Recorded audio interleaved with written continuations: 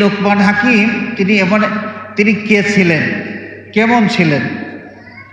ইতিহাসের মধ্যে অনেকেই তাকে হাইলাইট করেন কিভাবে। তিনি হাবশী একজন কৃতদাস ছিলেন, গোলাম ছিলেন, এই ছিলেন সেই ছিলেন। পরিবেশ পরিস্থিতির কারণে এইটা হইতে পারে, কিন্তু তার হাবশী গোলাম হওয়া এটা হাইলাইট হওয়ার বিষয় নয়। এই লোকমান হাকিম আলাইহিস সালাম তিনি দাউদ আলাইহিস সালামের রাজত্বকালে, শাসন আমলে জাস্টিসের দায়িত্ব পালন করেছেন। তার এই যোগ্যতার কথা ভুলে গিয়ে তিনি হাবশী গোলাম ছিলেন, এই পরিচয় শুধু শুধু উল্লেখ করা, এটা তো ইনসাফ হবে না। তো তিনি আল্লাহ রাব্বুল আলামিন তাকে যে জ্ঞান দান করেছেন, প্রজ্ঞা দান করেছেন, যে কোনো বিষয়ের সঠিক ফয়সালা দেওয়ার মতো ক্ষমতা দান করেছেন। তার কাছ থেকে সুন্দর সুন্দর কথাবার্তা শোনা যেত এবং লোকজন তার কথাবার্তা শোনার জন্যে হাজির হয়ে যেতেন। সারাদিনের ব্যস্ততার পর যখন তিনি বাড়িতে বসতেন একাকী, তখন হাজার হাজার লোকজন জড়ো হয়ে যেত তার প্রজ্ঞাপূর্ণ সেই কথাবার্তাগুলো শোনার জন্যে। তার সাহেবজাদা ছিলেন তার সন্তান। ওয়ালাকাদ আতাইনা লুকমানাল হিকমাতা আনিশকুর লিল্লাহ ওয়া মান ইয়াশকুর ফাইন্নামা ইয়াশকুরু লিনাফসিহি ওয়া মান কাফারা ফাইন্নাল্লাহা গনিয়্যুন হামিদ। وإذ قال لقمان لابنه وهو يعظه يا بني لا تشرك بالله إن الشرك لظلم عظيم. ووصينا الإنسان بوالديه حملته أمه وهنا على وهن وفصاله في عامين أن اشكر لي ولوالديك إلي المصير. وإن جاهداك على أن تشرك بي ما ليس لك به علم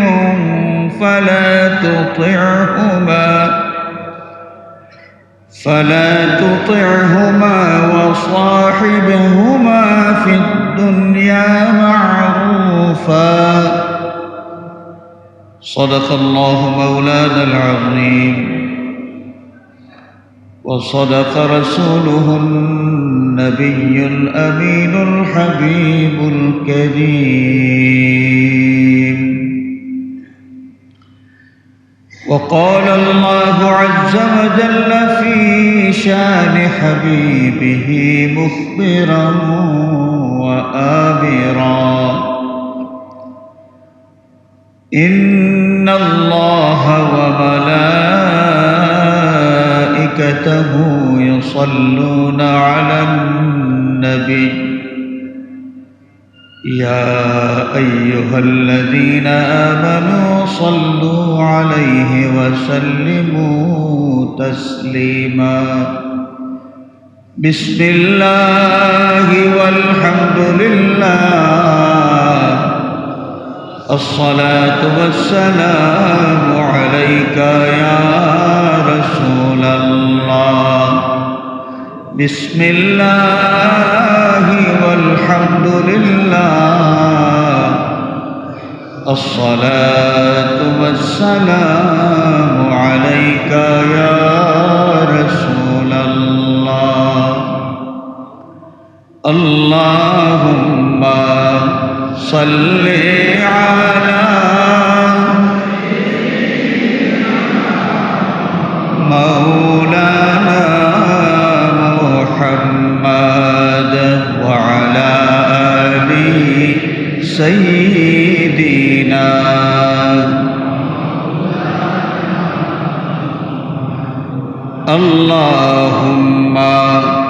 صل على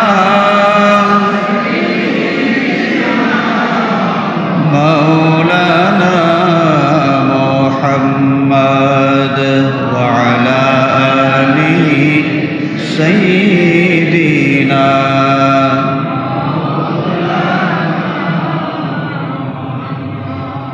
नूर अर्शो नूर फर्शो आलम अनवार का मरहबा सब नूर का मशअल मदीना बन गया अल्लाहुम्मा सल्ले अला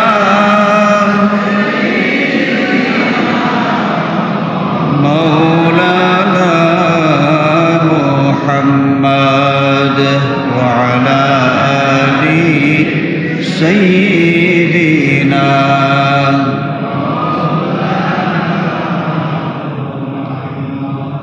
नूर जाती नूर अहमद में फर्क इतना ही है आफरीदा नूर अहमद ज़ात की अनवार से अल्लाहुम्मा सल्ले अला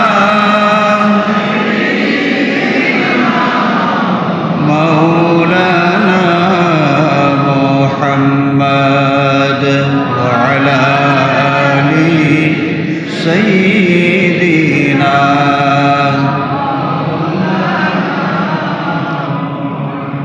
बलगल उला बिकमालिही कशफत दुजा बिजमालिही हसनत जमीउ ख़सालिही सल्लू अलैहि व आलिहि আমার ছেলের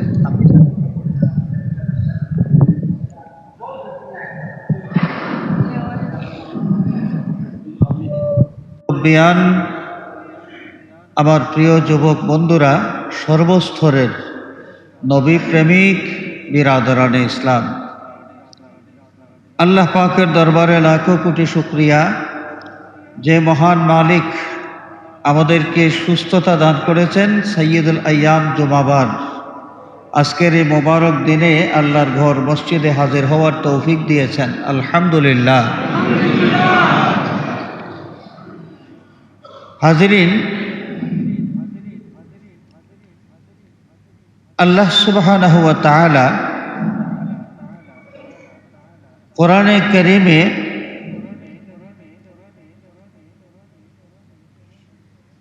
অনেক ব্যক্তির নামে আম্বিয়া কেরামের নামে সূরা নাজিল করেছেন। আমরা দেখতে পাই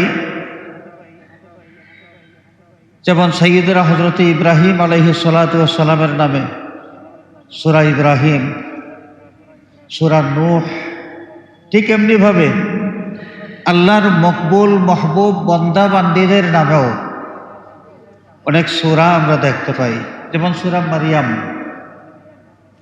ঠিক অনুরূপভাবে একখানা সূরা লোকমান রাসূল পাক সাল্লাল্লাহু আলাইহি ওয়াসাল্লামের হিজরতের আগে এই সূরা নাজিল হয়েছে, অর্থাৎ এই সূরাটা হচ্ছে মক্কি। আমি এই সূরা লোকমান থেকে আপনাদের সামনে তেলাওয়াত করেছি। এই লোকমান কে ছিলেন? তাফসীরের কিতাব স্টাডি করলে দেখা যায় সৈয়দনা হযরত লোকমান আলাইহিস সালাম ওনার ব্যাপারে জমহুর উলামায়ে কেরামের যে অভিমত যে তিনি নবী ছিলেন না। হযরত ইকরামা রাহিমাহুল্লাহ শুধুমাত্র তিনিই বলেছেন যে হযরত লোকমান আলাইহিস সালাম নবী ছিলেন, কিন্তু বাকি সকলের অভিমত হলো এবং গ্রহণযোগ্য অভিমত হলো তিনি নবী ছিলেন না, বরং আল্লাহর মকবুল মাহবুব একজন ওলি ছিলেন। এই ব্যাপারে ইমাম দাইলাবী রহমতুল্লাহ আলাইহি সৈয়দনা হযরত আব্দুল্লাহ বিন ওমর রাদিয়াল্লাহু তাআলা আনহুমা থেকে একখানা হাদিস উল্লেখ করেছেন যে قال سمعت النبي صلى الله عليه وسلم يقول لم يكن لقمان نبيا ولكن كان عبدا صالحا। রাসূল পাক সাল্লাল্লাহু আলাইহি ওয়াসাল্লাম ইরশাদ করেছেন যে লুকমান আলাইহিস সালাম তিনি নবী ছিলেন না, বরং আল্লাহর নেক একজন বান্দা ছিলেন। তো এই লুকমান আলাইহিস সালাম যার বক্তব্য, যার কিছু উপদেশ তার সন্তানের জন্য করেছেন, আল্লাহ রাব্বুল আলামিন এত বেশি পছন্দ করলেন যে কোরআনে কারীমের মাধ্যমে তার এই বক্তব্যটা কিয়ামত পর্যন্ত পৃথিবীর সমস্ত মানুষের জন্য রেখে দিলেন। সুবহানাল্লাহ। সাইয়্যিদুনা লুকমান আলাইহিস সালাম তার নসবনামা হযরত মুহাম্মদ বিন ইসহাক রহমতুল্লাহ আলাইহি তিনি যেভাবে উল্লেখ করেছেন যে লুকমান বিন বাউর বিন বাউর বিন তারুফ হযরত ইব্রাহিম আলাইহিস সালাতু ওয়াস সালামের ভাতিজার ঘরের নাতি সম্পর্কে ছিলেন, সম্পর্কে সাইয়্যিদনা হযরতে ইব্রাহিম আলাইহিস সালামের ভাতিজার ঘরের নাতি। তিনি দীর্ঘ হায়াত লাভ করেছিলেন। কতদিন তিনি পৃথিবীতে ছিলেন এই প্রসঙ্গে অনেক অভিমত পাওয়া যায়। বেশিরভাগ অভিমত পাওয়া যায় যে তিনি দীর্ঘ 1000 বছর পর্যন্ত জিন্দা ছিলেন এবং সাইয়্যিদনা হযরতে দাউদ আলাইহিস সালাতু ওয়াস সালামের সমসাময়িক ছিলেন। দাউদ আলাইহিস সালাম থেকে শুরু করে একদম সাইয়্যিদনা হযরতে ইউনুস আলাইহিস সালাম পর্যন্ত তিনি এই দীর্ঘ সময় এই দুনিয়াতে বেঁচে ছিলেন। দাউদ আলাইহিস সালাতু ওয়াস সালামের নবুয়ত প্রকাশিত হওয়ার আগে হযরতে লুকমান আলাইহিস সালাম বনি ইসরাইলের মুফতি হিসেবে তিনি দায়িত্ব পালন করেছেন বলে বর্ণনা পাওয়া যায়। আর দাউদ আলাইহিস সালামের নবুয়ত যখন প্রকাশিত হয়ে গেল তখন থেকে তিনি ফতোয়া দেওয়া বন্ধ করে দিলেন। তিনি বলতে শুরু করলেন যে আমার আর ফতোয়ার দরকার নাই, কারণ দাউদ আলাইহিস সালাম আল্লাহর পক্ষ থেকে তিনি সরাসরি ওহী লাভ করেন।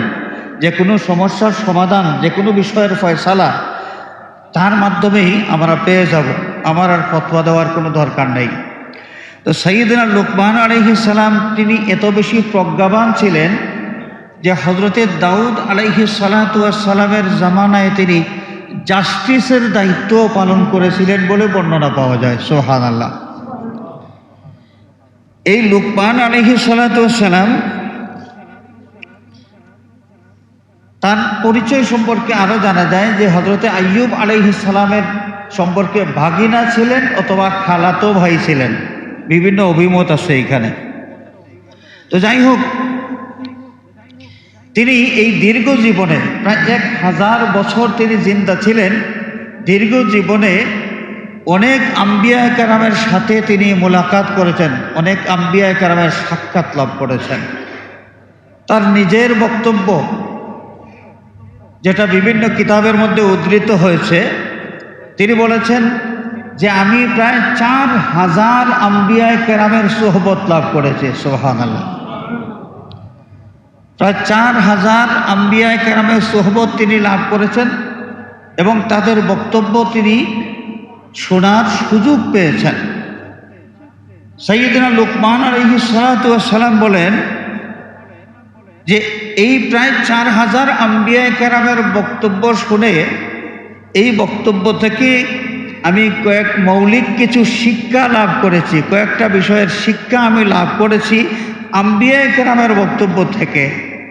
এর মধ্যে একটা শিক্ষা হলো যে নামাজ আদায়কালে তোমার কলবের হেফাজত করো। আম্বিয়া কেরামের বক্তব্য থেকে তিনি নির্যাস বের করেছিলেন এবং দীর্ঘদিনের এই তার অভিজ্ঞতার থেকে এই শিক্ষাটা তিনি কোট করেছিলেন। এর মধ্যে একটা হলো নামাজ আদায়কালে কলবের হেফাজত করো। তিনি বুঝাতে চেয়েছেন যে একজন মুসল্লি ব্যক্তি নামাজ পড়বে, নামাজের সময় একমাত্র আল্লাহ রাব্বুল আলামিনের ধ্যান এবং খেয়াল তার অন্তরের মধ্যে থাকবে। তার অন্তরকে আল্লাহ ছাড়া অন্য সব কিছুর ধ্যান এবং খেয়াল থেকে মুক্ত রাখতে হবে। 2, খানা খাওয়ার সময় খাদ্যনালীর হেফাজত করতে হবে। এ দ্বারা তিনি বুঝাইছেন যে সব সময় হালাল খাইতে হবে, খাদ্যনালীর ভিতর দিয়া কোনো হারাম যেন প্রবেশ না করে, হারাম খাওয়া থেকে নিজেকে বাঁচায় রাখতে হবে। 3, অন্য কোনো মানুষের ঘরে অবস্থান করলে দৃষ্টির হেফাজত করতে হবে, চোখের দৃষ্টির হেফাজত করতে হবে। অর্থ হলো অন্য কোনো মানুষের ঘরে যখন আমরা যখন থাকবো, অবস্থান করব কোনো প্রয়োজনে, তখন এই ঘরের মানুষের প্রাইভেসি নষ্ট হয় আমার দৃষ্টির কারণে, এমন যেন না হয়, এমন যেন না হয় যে তার গোপন কোনো বিষয় বা এই ঘরের যে বেগানা যে মহিলারা আছে তাদের দিকে দৃষ্টি যেন না যায়। দৃষ্টির সংযম রাখা দরকার অন্য কোনো মানুষের ঘরে আমরা যতক্ষণ অবস্থান করব। আমাদের অনেকের মধ্যে এই বদভ্যাসটা আছে, কিন্তু কোনো মানুষের ঘরে যাওয়ার পরে এই দিকে তাকানো, সেই দিকে তাকানো, ওই দিকে কে গেল, ওই দিকে কার আওয়াজ শোনা যায়, ওইখানে গোপন কক্ষের মধ্যে ঘরের রুমের কোণার মধ্যে কি রাখা আছে, আলমারি টালমারি কত কিছু আছে মানুষের ব্যক্তিগত ব্যবহারের জিনিস। কোনো প্রয়োজনে কারো ঘরে অবস্থান করলে অনেক মানুষের বদভ্যাস যে এই ঘরের এই ব্যক্তিগত কিছু বিষয় আছে, যেই বিষয়গুলোর দিকে তাকাইতে শুরু করেন, এটা বদভ্যাস। লোকমান আলাইহিস সালাতু ওয়াস সালাম তিনি বলছেন যে অন্য কোনো মানুষের ঘরে থাকাকালে, অবস্থানকালে চোখের হেফাজত করতে হবে, দৃষ্টির হেফাজত করতে হবে। 4, মানুষের মজলিসে বসলে জবানের হেফাজত করতে হবে। কোনো মজলিসে বসার পরে অনেক মানুষ এমনও আছেন যারা কথা বলতে শুরু করেন, তিনি কথা বলতেছেন, আরও 2 জনের অসুবিধা হচ্ছে, এদিকে কোনো খেয়াল নাই, তিনি কথা বলেই যাচ্ছেন, অন্য কারো এটা ভালো লাগতেছে কি লাগতেছে না, বিরক্তি আসতেছে কি আসতেছে না, এদিকে কোনো খেয়াল নাই, তিনি বলতেছেন।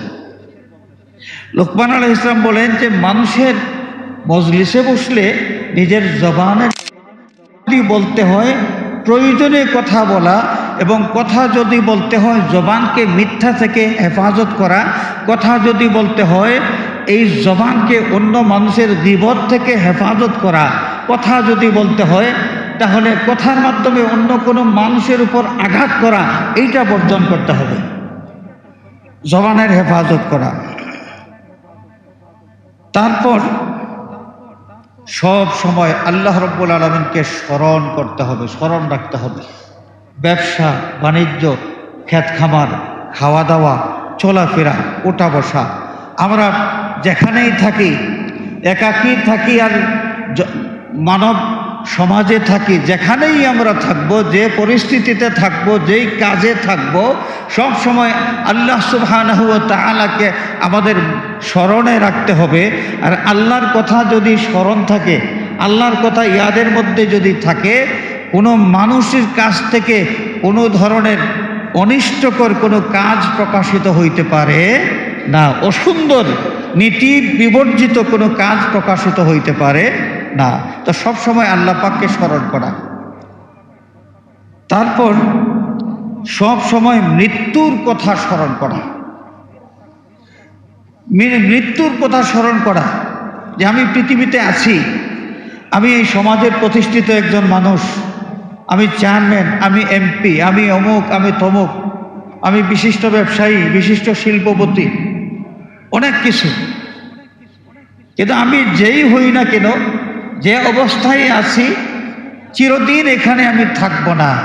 এই পৃথিবী আমার ছাড়তে হবে, দুনিয়া আমার ছাড়তে হবে।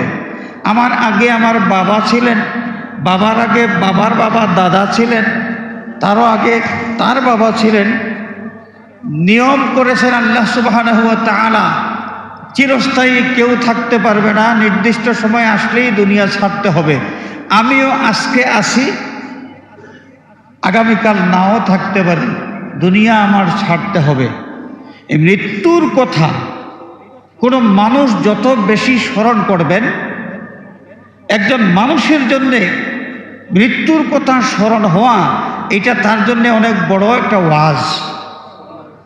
5 ঘন্টা ওয়াজ শোনার পরে অন্তরটা যতটুকু বিগলিত হওয়ার কথা, মৃত্যুর কথা স্মরণ করলে এর চাইতে অনেক বেশি, অনেক আগে, অনেক কম সময়ের মধ্যে অন্তরটা বিগলিত হয়ে যায় যে আমি মারা যাব, আমি দুনিয়া ছাড়তে হবে, এই দুনিয়ার রঙ্গমঞ্চে আমি চিরদিন থাকবো না, আমার ব্যবসা নিয়ে চিরদিন থাকবো না, আমার এই ক্ষমতা নিয়ে আমি চিরদিন থাকবো না, আমার এই ক্ষমতা ছাড়তে হবে, পৃথিবী ছাড়তে হবে, সংসার ছাড়তে হবে। মৃত্যুর কথা যখনই স্মরণ হয়ে যায়, একজন মানুষের দিলটা নরম হয়ে যায়। একজন মানুষের দিল থেকে যত ধরনের রুষ্টতা আছে, হিংস্রতা আছে, সমস্ত হিংস্রতা আস্তে আস্তে বের হয়ে যেতে থাকে, মানুষের আচরণ সুন্দর থেকে সুন্দর হইতে থাকে। 7 নম্বর,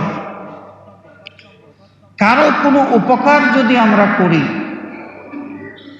কারো কোনো উপকার যদি আমরা করি, তাহলে এটা বারবার আলোচনা করার মাধ্যমে ওই ব্যক্তিকে লজ্জার মধ্যে ফেলে না দেওয়া।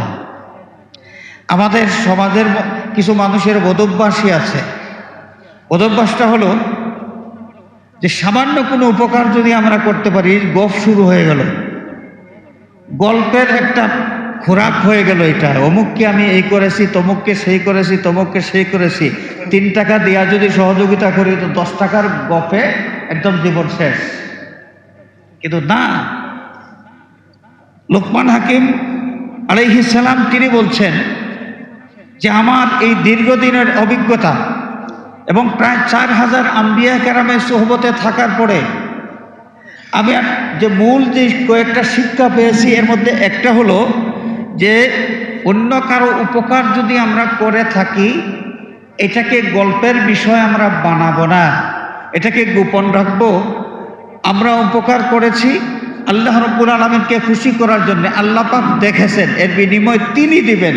দুনিয়ার মানুষের কাছে এই গপ ঝেড়ে এইখান থেকে বাহবা পাওয়ার কোনো আশা বা কোনো আকাঙ্ক্ষা আমরা করব না। 8 নম্বর, কোনো মানুষ যদি কষ্ট দেয়, কোনো মানুষ যদি কষ্ট দেয়, আমাদের অনেক মানুষের বদভ্যাস, আমাদের সমাজের মধ্যে এটা অনেক প্রচলিত আছে যে কোনো মানুষ কোনো মানুষের সাথে খারাপ ব্যবহার যদি করে কোনো দিন, এটা আমরা সহজে ভুলতে পারি না এবং আমরা বছরের পর বছর অপেক্ষা করি যে ওই লোকটা আমাকে আঘাত করেছিল, এর প্রতিশোধ আমি নিতে পারি কিনা। 1 বছর পারি না, 2য় বছর আমি অপেক্ষা করি, 2য় বছর পারি না, 3য় বছর অপেক্ষা করি। দেখা যায় যে 20 বছর আগে কোনো মানুষ যদি কোনো কষ্ট দিয়ে থাকে, সেইটা স্মরণ করে আমরা এই প্রতিশোধ নেওয়ার চেষ্টা করি। না, ইমানদারের চরিত্র এমন হওয়া উচিত নয়। আল্লাহ রাব্বুল আলামিন কোরআনে পাকে একদল মানুষের প্রশংসা করেছেন।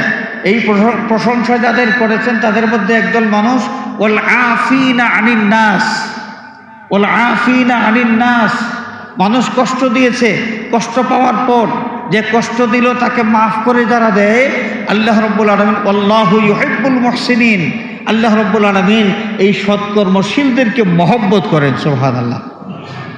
তো আল্লাহর মহব্বত পাওয়ার জন্যে আমাদের উচিত হবে, কেউ যদি আমাকে ব্যক্তিগতভাবে কষ্ট দেয় তাহলে আমি এই কষ্ট ভুলে যাব, তাকে আমি মাফ করে দেব। তা আমি যে এই ত্যাগটুকু যদি স্বীকার করতে পারি, আমার লাভ কি হবে যে আল্লাহ রাব্বুল আলামিনের মহব্বতের পাত্র আমি হয়ে যাব, আল্লাহর মহব্বত আমি হাসিল করতে পারবো। সুবহানাল্লাহ। কোরআন শরীফ কি মিথ্যা হইতে পারে? কোরআন শরীফ কি মিথ্যা?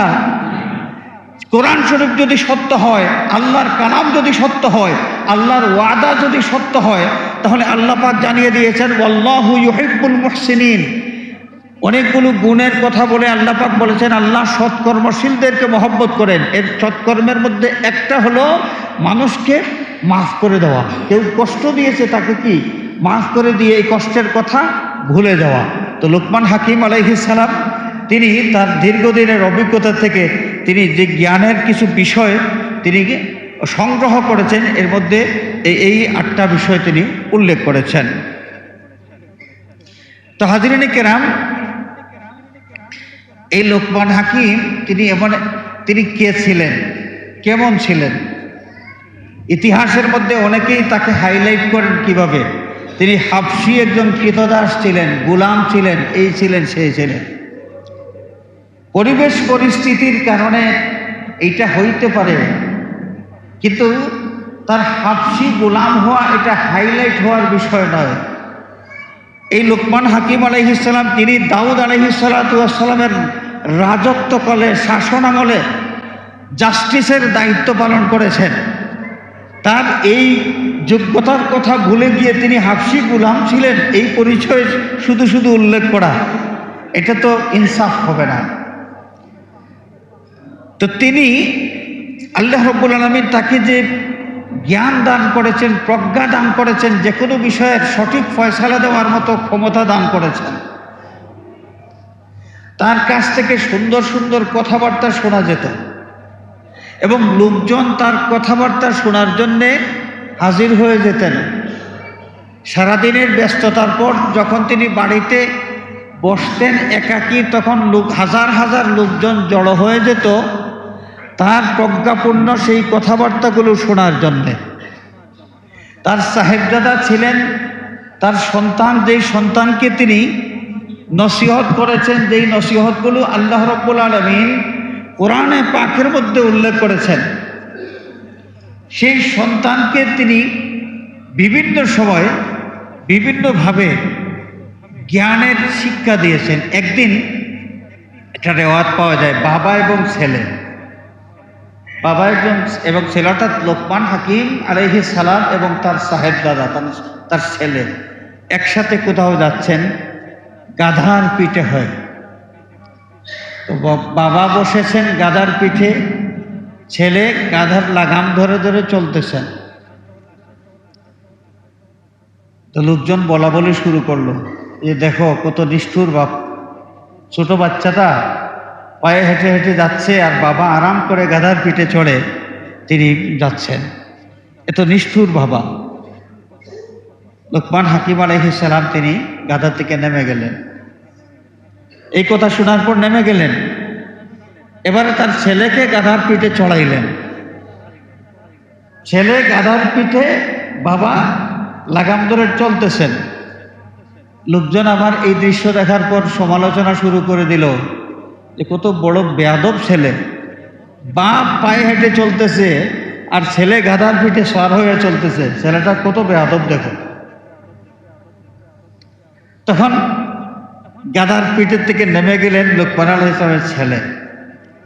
এবারে বাবা এবং ছেলে এরা দুইজন গাধার পিঠে চড়লেন, দুইজন। বাপকে যেন নিষ্ঠুর কেউ বলতে না পারে এবং ছেলেকে বেয়াদব বলতে না পারে, বাপ বেটা দুইজনই গাধার পিঠে চললেন।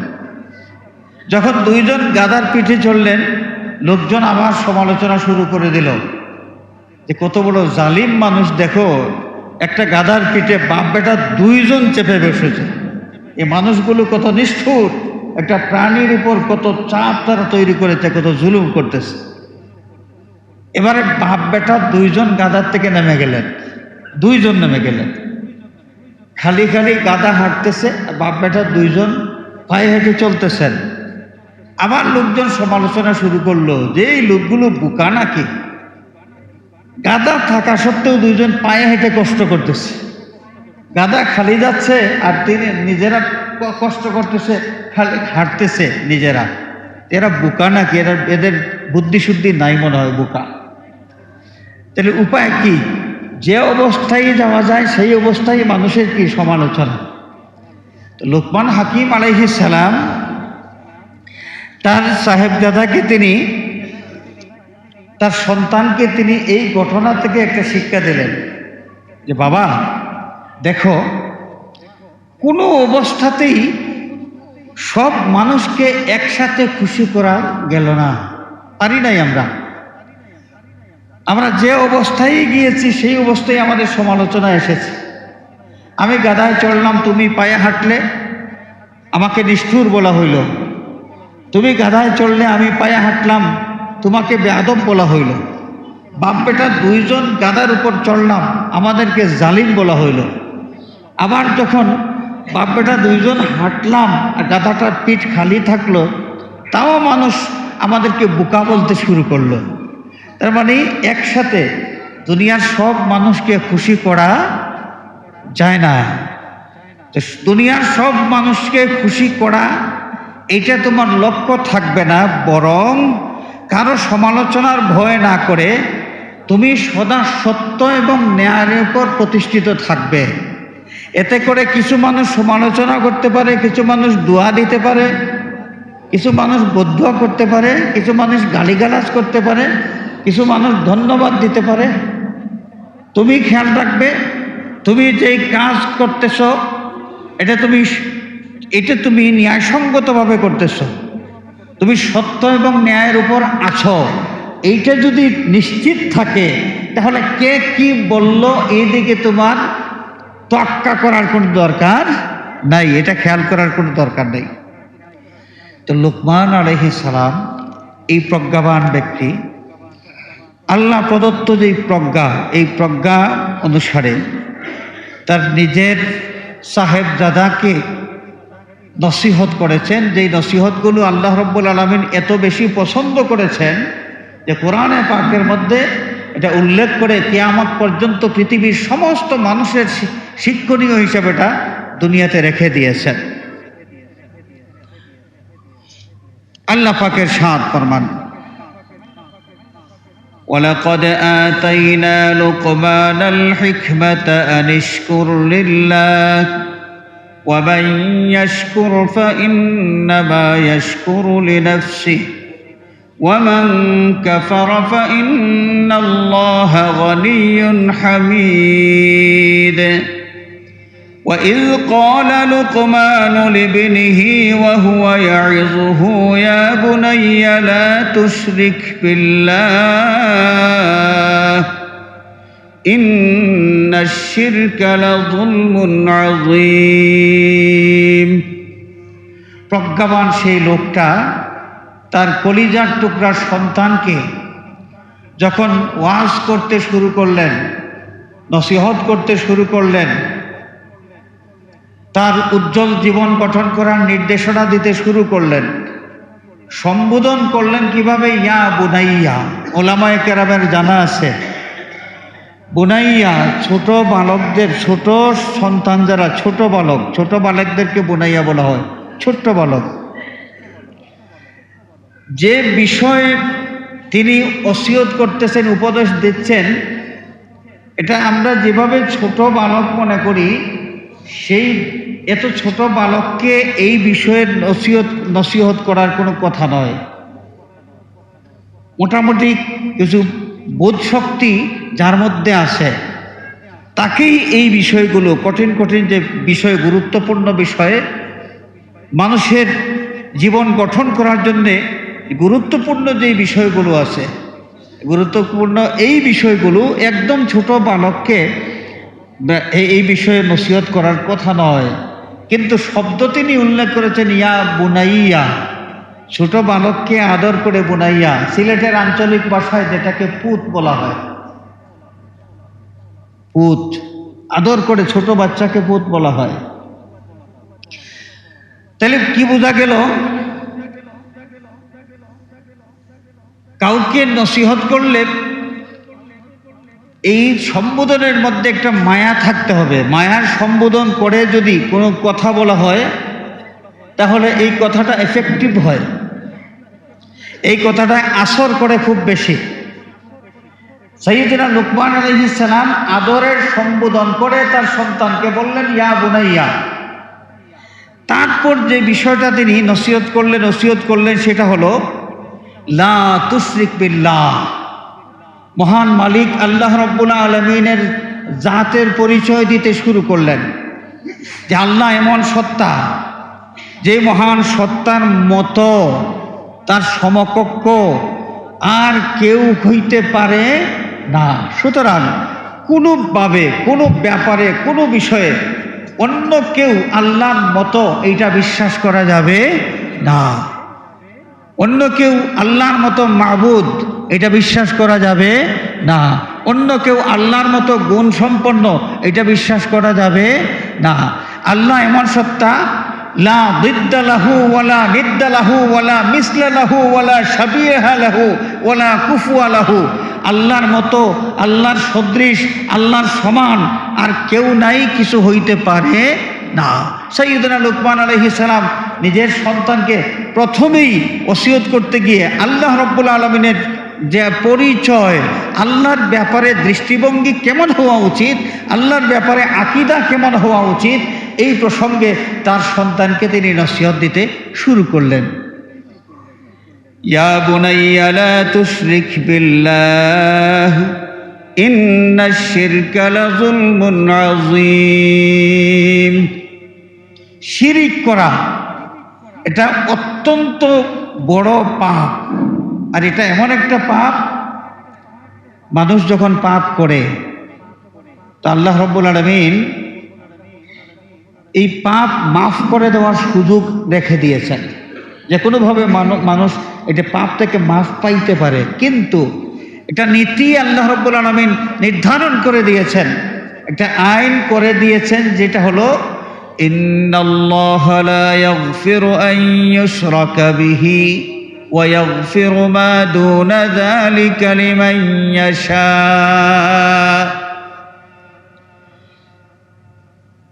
যেই ব্যক্তি, যেই লোকগুলো আল্লাহ রাব্বুল আলামিনের সাথে শিরিক করলো, আল্লাহ রাব্বুল আলামিন তাদেরকে কখনো মাফ করে দেবেন না। তাদের জন্য কেউ যদি শাফাআত করে, কোনো শাফাআত, কারো সুপারিশ কোনো কাজে রাখবে না।